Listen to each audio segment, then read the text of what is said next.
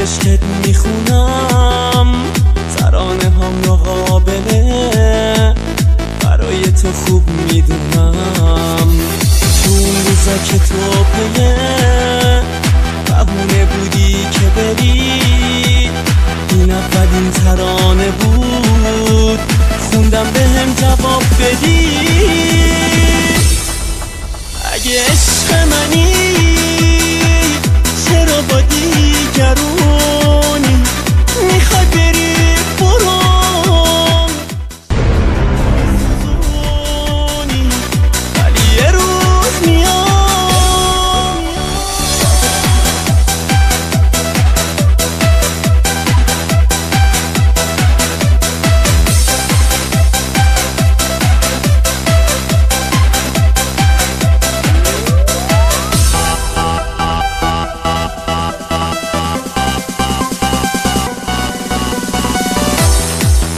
همین ترانه بود که فهمیدم رفتی عزیز، این آخرین حرف تو بود، پشت سرم عشقی نریز.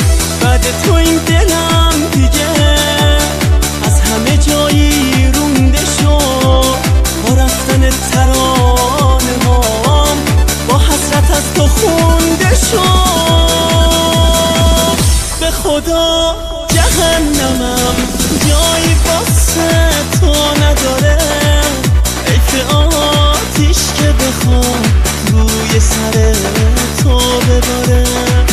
حرف من همینه که برو پی کار خودت، هرچی درد و غم و غصه است همگی.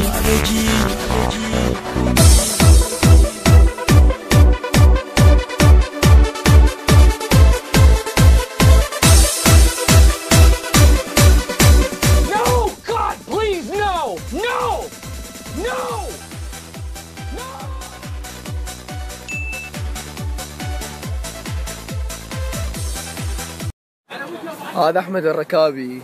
نعم. يعني أحمد الركابي الضلع، يعني الضلع بعد اللي واقع. راح نشوف حسابك ونتراهن رهن أنا وياك قدام هذا المطعم قدام ذول الولد. إذا مو 500 سكرين باكر عشيك. حجلت ويانا. يلا يلا يلا عمر يلا. بس هيك يشطبي. هذا واحد جديد. شو يلا افتح عينك.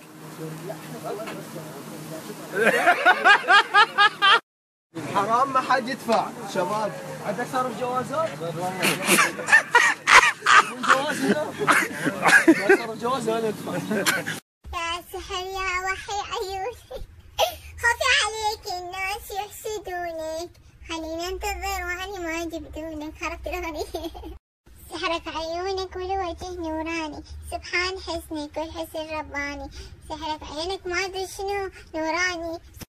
بأول ليلة حبك بهدل والله حالي، البداية اللي شفتك واتخلت في بالي، بأول ليلة ترفع تقتنع يعني تقتنع، أنا لازم أحبك. خش خش خش.